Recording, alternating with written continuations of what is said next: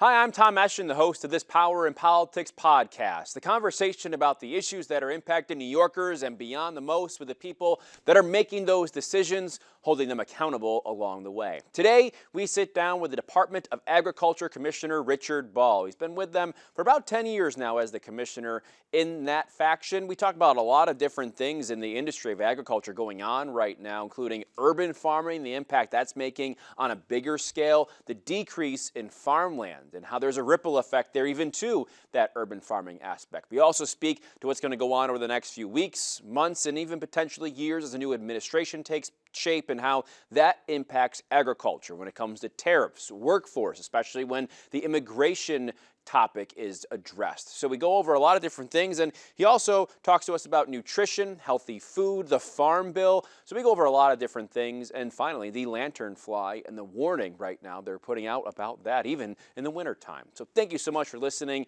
As always, you can subscribe wherever you get your Power in Politics podcast. You can also watch on our YouTube page at CBS 6 Albany. Thanks so much, Commissioner Ball. We really appreciate your time today. Thanks for talking about this stuff. My pleasure. Thanks for asking about it. Yeah, let's start with this concept of urban farming. The role the Department of Agriculture plays in this. I guess how do you want to incentivize it? How do you help out growers? Where do you fit into this industry? Yeah, well, that's a great question. There's a little bit of history here. So I think that our philosophy at the department since back in 2014 has been connect the dots. I mean, we say that every day, but the idea of New York State having such a vibrant agricultural community upstate, having the most amazing, diverse marketplace in the world at our doorstep, and the two not knowing each other very well, with most of our consumers 3, 4, 5 generations removed from ag, connecting the dots has been part of our DNA and our philosophy. And with the fact that we have about 3,000 urban farms, community gardens throughout the state that we know of, what better way to connect the dots than through those partners? And so this has been a priority for us. And we finally begun to get some traction and actually make some great progress with the community gardens, community task force. We're really seeing some progress there. How big of the pie does the urban farming aspect fit into the rest of the farming in New York State when it comes to agriculture here? Obviously, it's we're not going to feed New York City with the 400 some odd community gardens, urban farms that we have down there. But for us, it's about connecting the dots in a couple of different ways. One, from a marketing standpoint, just what we're capable of, what good food, nutrition food, what that's all about. But also about, finding the workforce that we're going to need as we go forward in New York State, growing our food system. Young people don't realize what farming is. And if I said to you, what's farming, we'd have to first say that 1% of the population is engaged in production agriculture.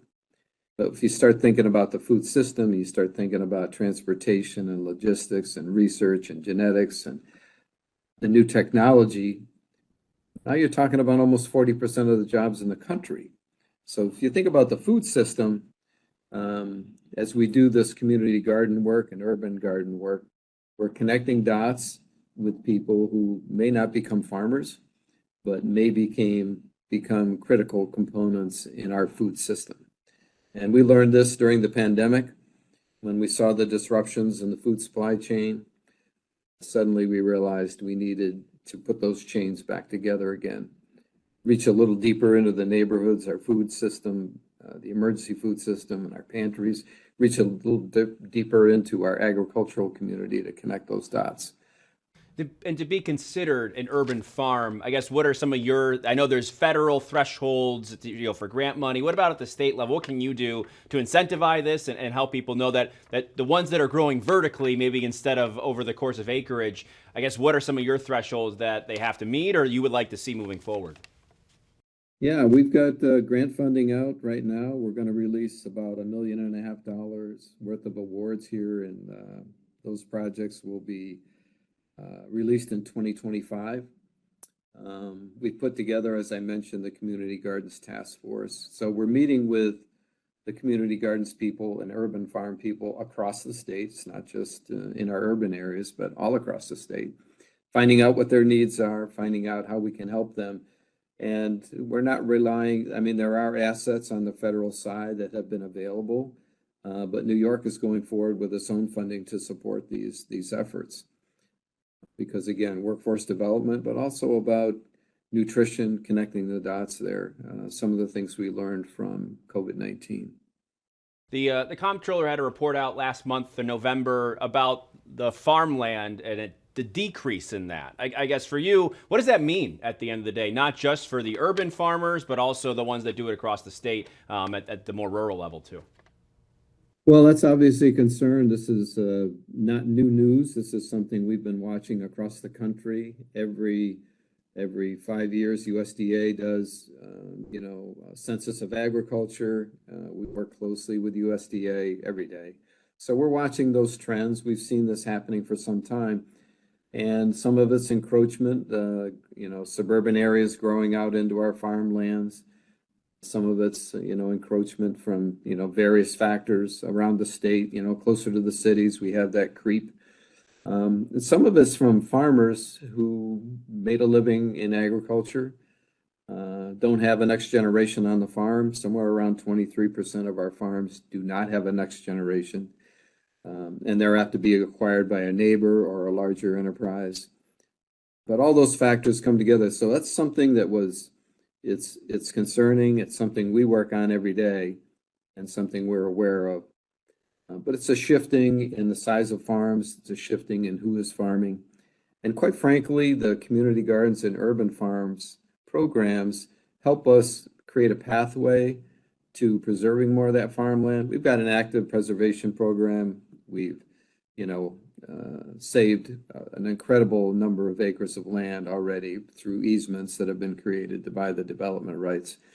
But we also find that, so many of our urban partners, community gardens folks, have immigrated here from another country. They have agrarian backgrounds, and they're looking to get a foothold and find their way to perhaps producing food in New York State. So those things help us, connect the dots again. I'm saying that a lot, but it really is about connecting a great agricultural community in New York State along with the population that needs to know who we are. And let me just say that those numbers are concerning, and we do things in reaction to them. We've got good programs in place, I think, to deal with that. But, New York State still ranks in the top 10 in over 30 different commodities. We still figure in every national conversation about agriculture. We still have some of the best growers in the country. We still have the best land grant system for ag education in the country here. And we still have the best land grant system to supplying those needs and the most diverse and amazing marketplace anywhere in the world. So we're in a good place. We need to capitalize on those assets and resources and keep growing. Yeah, I spoke with the health commissioner, actually, coincidentally, about some of the things that they're doing to be able to be ready for the next administration at the federal level. Of course, I'd imagine the Department of Agriculture is doing, you're, like you mentioned, you're already making things more resilient and creating your own, I guess, supply. Let's start with the workforce aspect of this. You mentioned that when it comes to farmers and even those that are working on the farms, the mass deportation plans for the next federal administration. Is there a way you combat that, prepare for that? Is that a concern to you? Well, again, it's something we think about daily at the department. We're going to have a change in administration.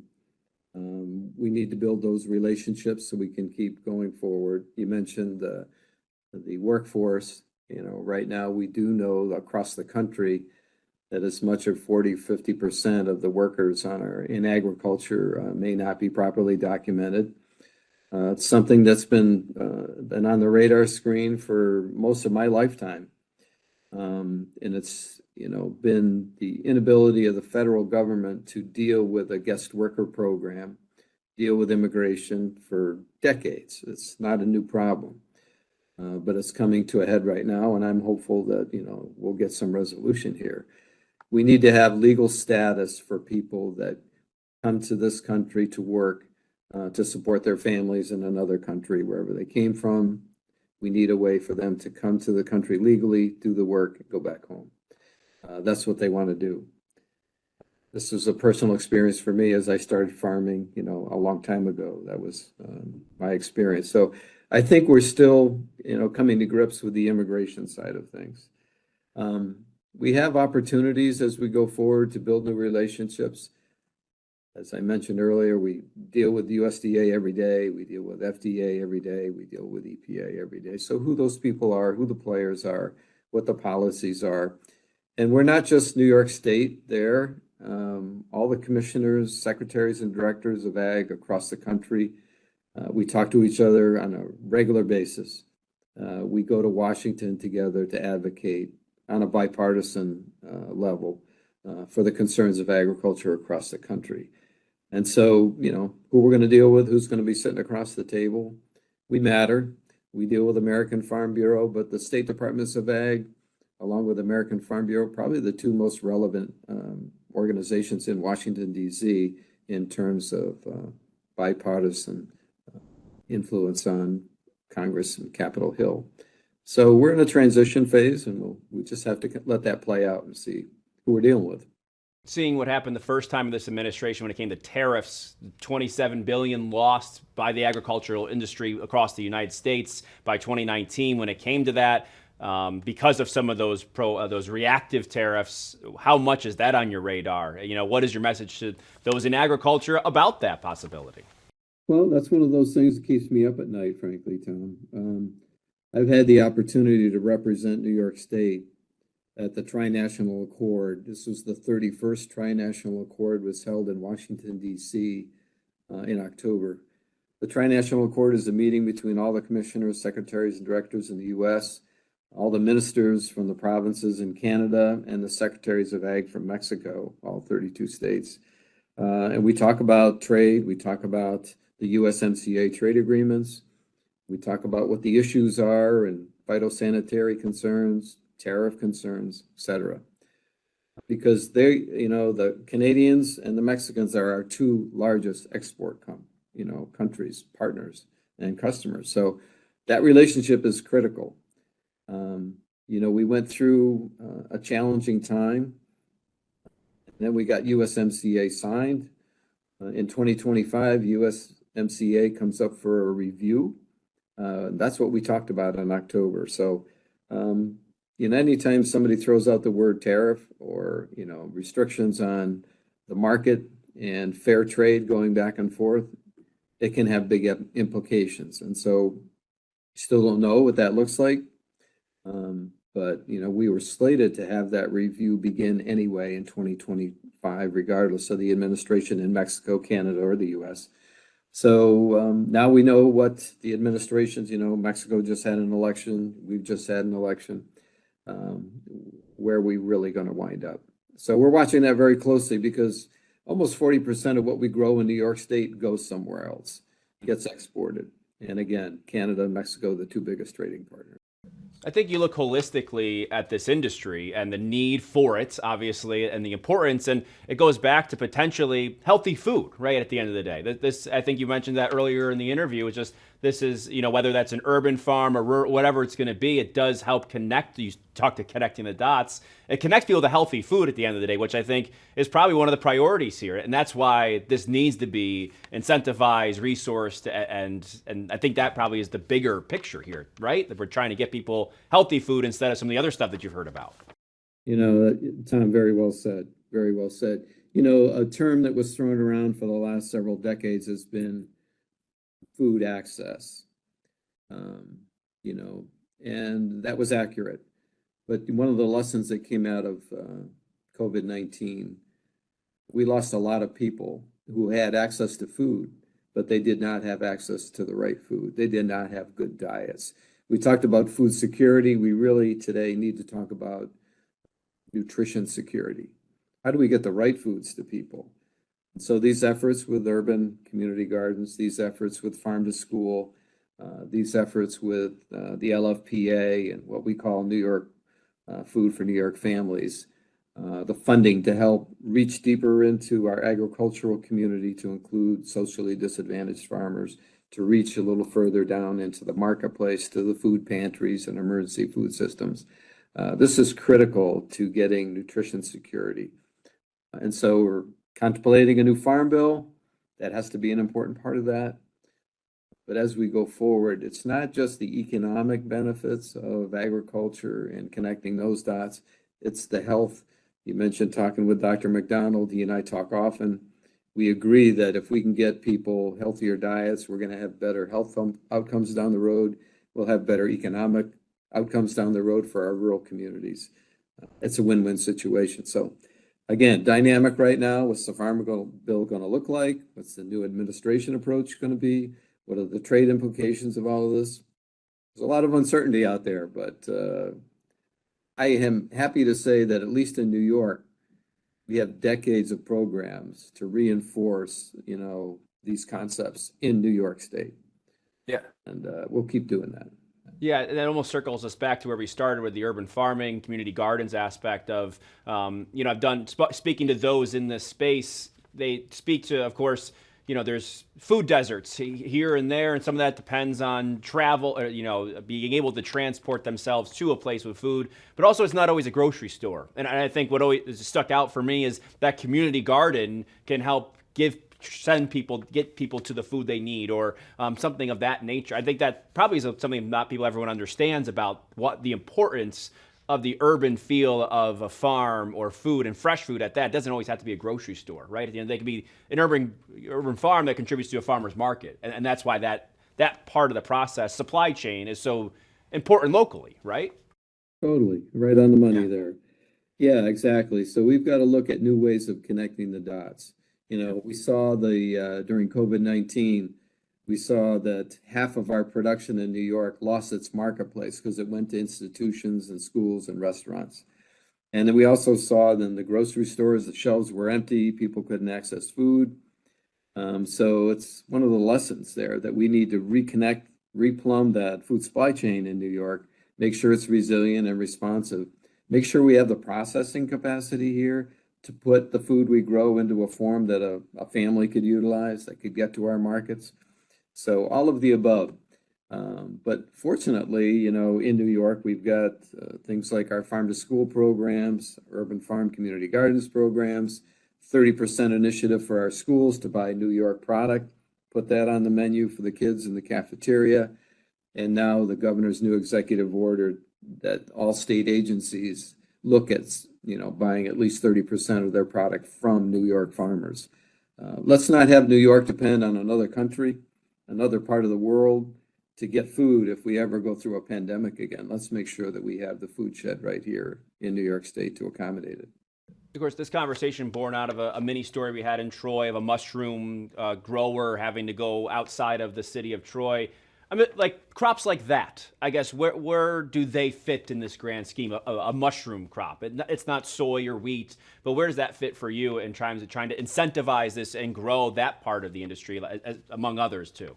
Yeah, we've got some pretty good mushroom growers in New York State already. Historically, they operate quietly, but they're doing a very good job. We've got some right in the capital region that are doing an excellent job.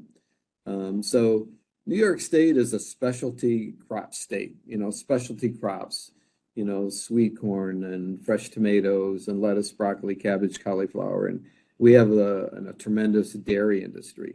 So if you think about the Western United States, there's what we refer to as program crops, the corn, the soybeans, the cotton, the rice, the sugar.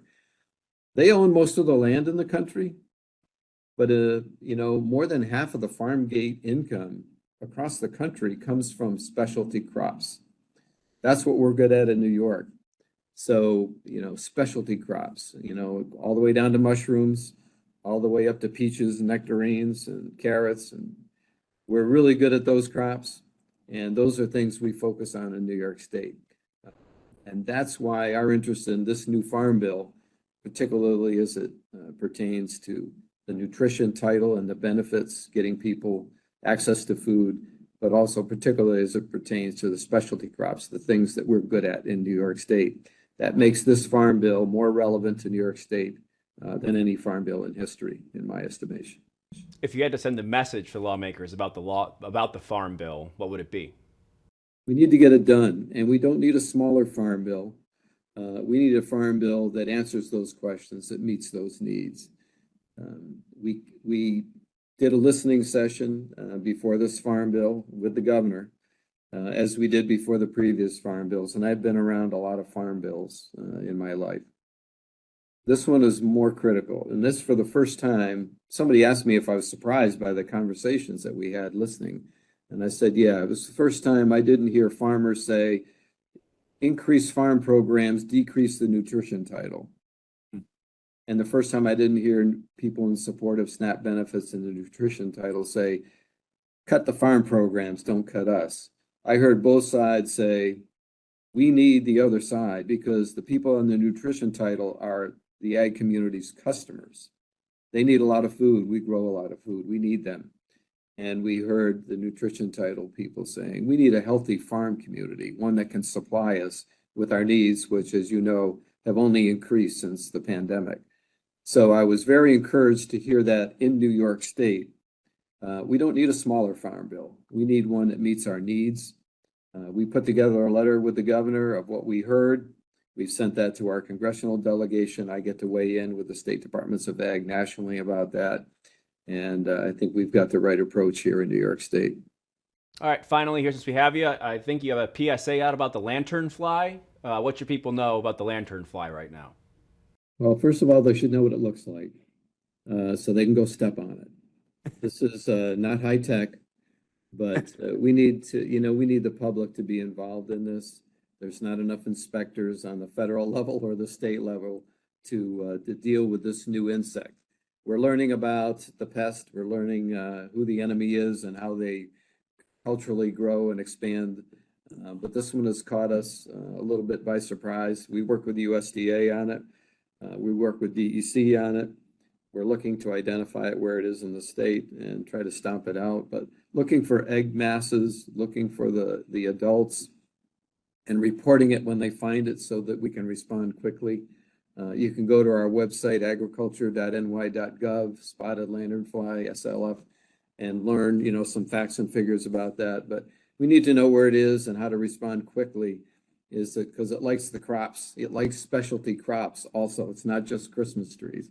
And particularly sensitive our wine producing areas, our grapes, the tomatoes, and we're worried about all of it. But so far, we feel like we're monitoring it closely. We know where it is, where it isn't, but we need the public's help on this.